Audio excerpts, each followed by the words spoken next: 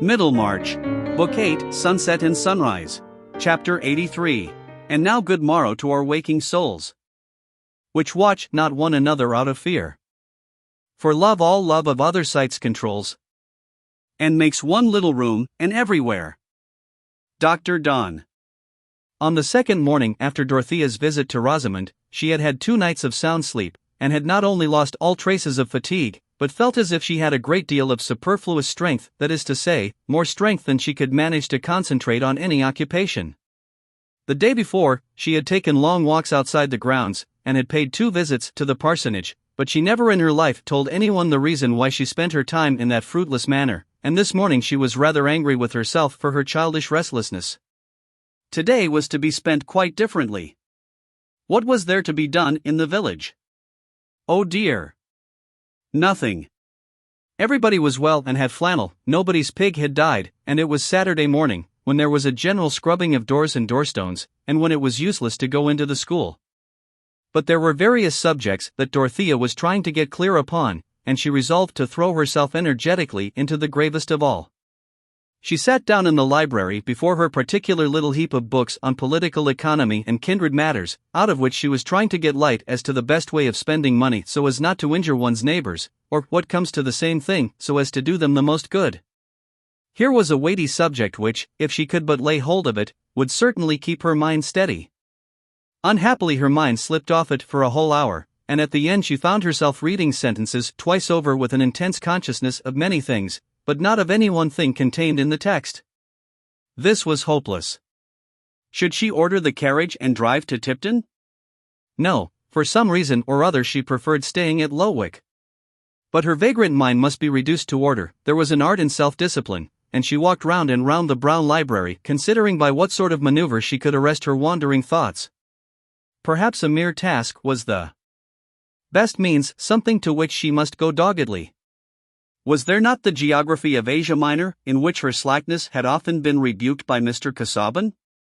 She went to the cabinet of maps and unrolled one. This morning she might make herself finally sure that Paphlagonia was not on the Levantine coast, and fix her total darkness about the Chalybes firmly on the shores of the Euxine. A map was a fine thing to study when you were disposed to think of something else, being made up of names that would turn into a chime if you went back upon them. Dorothea set earnestly to work, bending close to her map, and uttering the names in an audible, subdued tone, which often got into a chime.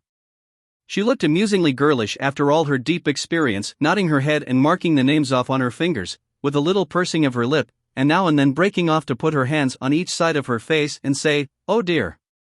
Oh dear!" There was no reason why this should end any more than a merry-go-round, but it was at last interrupted by the opening of the door and the announcement of Miss Noble. The little old lady, whose bonnet hardly reached Dorothea's shoulder, was warmly welcomed, but while her hand was being pressed she made many of her beaver-like noises, as if she had something difficult to say. "Do sit down," said Dorothea, rolling a chair forward. "Am I wanted for anything? I shall be so glad if I can do anything."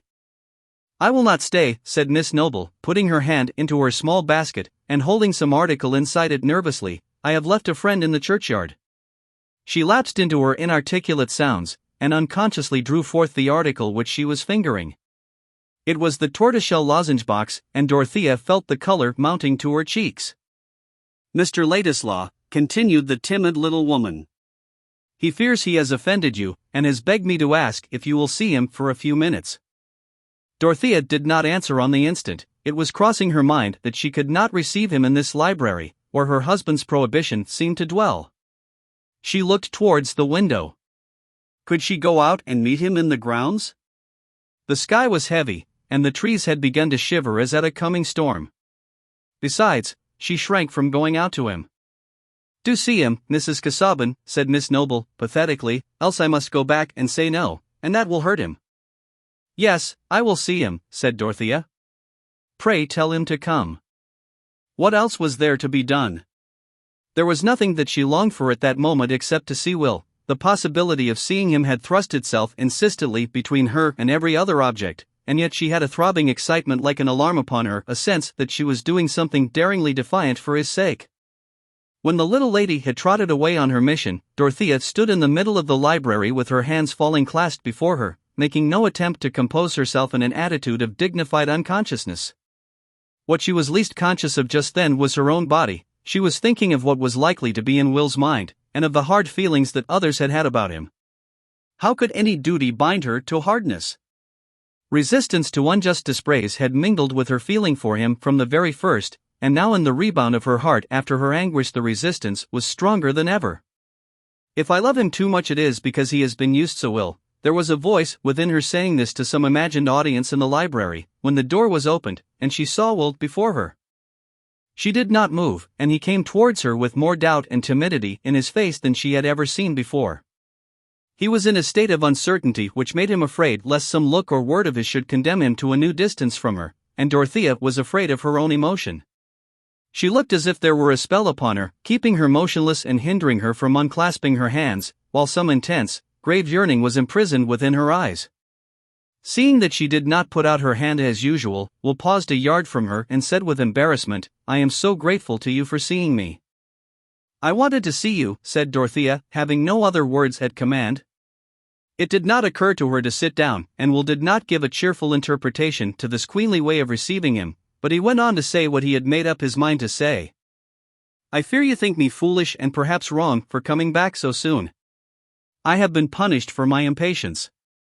You know, everyone knows now a painful story about my parentage. I knew of it before I went away, and I always meant to tell you of it if we ever met again."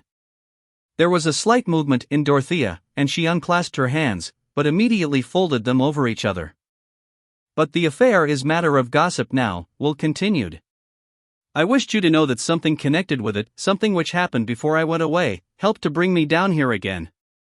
At least I thought it excused my coming. It was the idea of getting Bulstrode to apply some money to a public purpose, some money which he had thought of giving me. Perhaps it is rather to Bulstrode's credit that he privately offered me compensation for an old injury. He offered to give me a good income to make amends, but I suppose you know the disagreeable story?" Will looked doubtfully at Dorothea, but his manner was gathering some of the defiant courage with which he always thought of this fact in his destiny. He added, "You know that it must be altogether painful to me." Yes, I know," said Dorothea, hastily. "I did not choose to accept an income from such a source." "I was sure that you would not think well of me if I did so," said Will.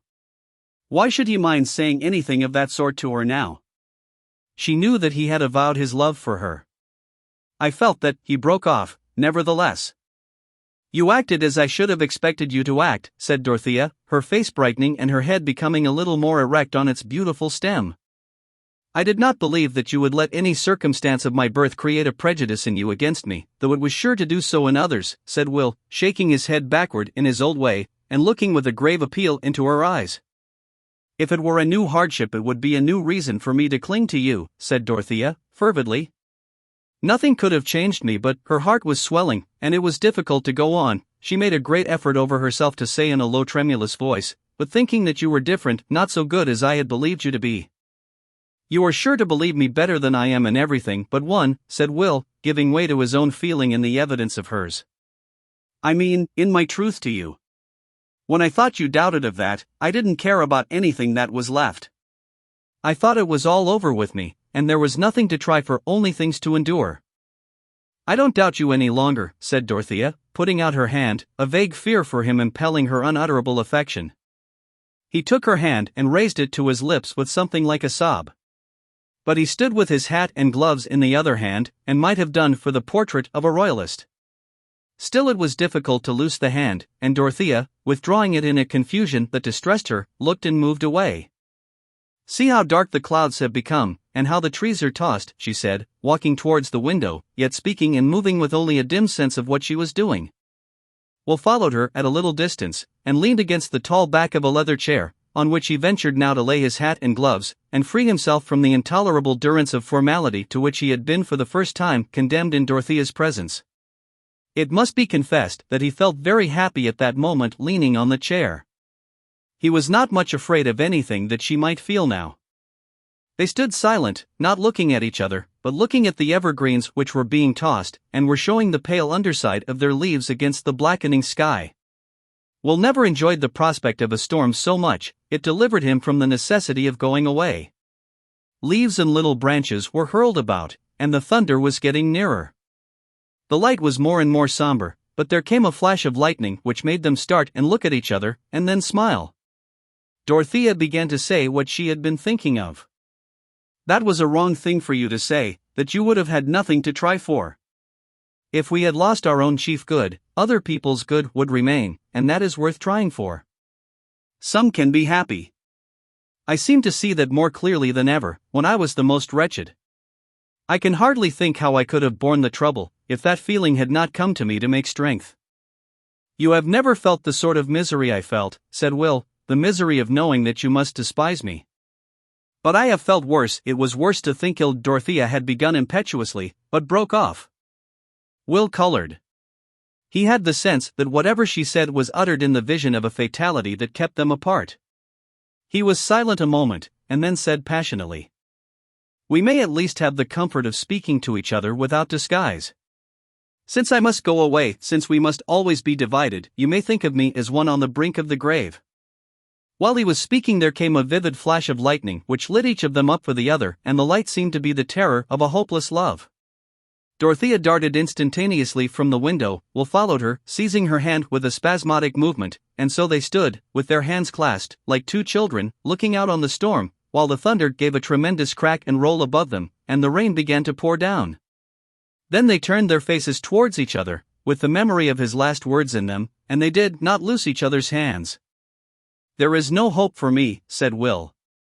"Even if you loved me as well as I love you, even if I were everything to you, I shall most likely always be very poor. On a sober calculation, one can count on nothing but a creeping lot. It is impossible for us ever to belong to each other. It is perhaps base of me to have asked for a word from you. I meant to go away into silence, but I have not been able to do what I meant." "Don't be sorry," said Dorothea, in her clear tender tones. "I would rather share all the trouble of our parting." Her lips trembled, and so did his. It was never known which lips were the first to move towards the other lips, but they kissed tremblingly, and then they moved apart. The rain was dashing against the window panes as if an angry spirit were within it, and behind it was the great swoop of the wind. It was one of those moments in which both the busy and the idle pause with a certain awe. Dorothea sat down on the seat nearest to her, a long low ottoman in the middle of the room, and with her hands folded over each other on her lap, looked at the drear outer world. Will stood still an instant looking at her, then seated himself beside her, and laid his hand on hers, which turned itself upward to be clasped. They sat in that way without looking at each other, until the rain abated and began to fall in stillness. Each had been full of thoughts which neither of them could begin to utter. But when the rain was quiet, Dorothea turned to look at Will. With passionate exclamation, as if some torture screw were threatening him, he started up and said, "It is impossible."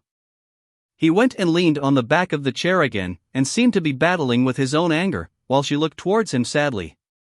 "It is as fatal as a murder or any other horror that divides people," he burst out again. "It is more intolerable to have our life maimed by petty accidents." "No, don't say that. Your life need not be maimed," said Dorothea, gently. "Yes, it must," said Will, angrily. "It is cruel of you to speak in that way, as if there were any comfort. You may see beyond the misery of it, but I don't. It is unkind, it is throwing back my love for you as if it were a trifle, to speak in that way in the face of the fact. We can never be married." "Sometime we might," said Dorothea, in a trembling voice. "When?" said Will, bitterly. "What is the use of counting on any success of mine? It is a mere toss-up whether I shall ever do more than keep myself decently, unless I choose to sell myself as a mere pen and a mouthpiece. I can see that clearly enough. I could not offer myself to any woman, even if she had no luxuries to renounce." There was silence. Dorothea's heart was full of something that she wanted to say, and yet the words were too difficult. She was wholly possessed by them. At that moment debate was mute within her. And it was very hard that she could not say what she wanted to say. Will was looking out of the window angrily.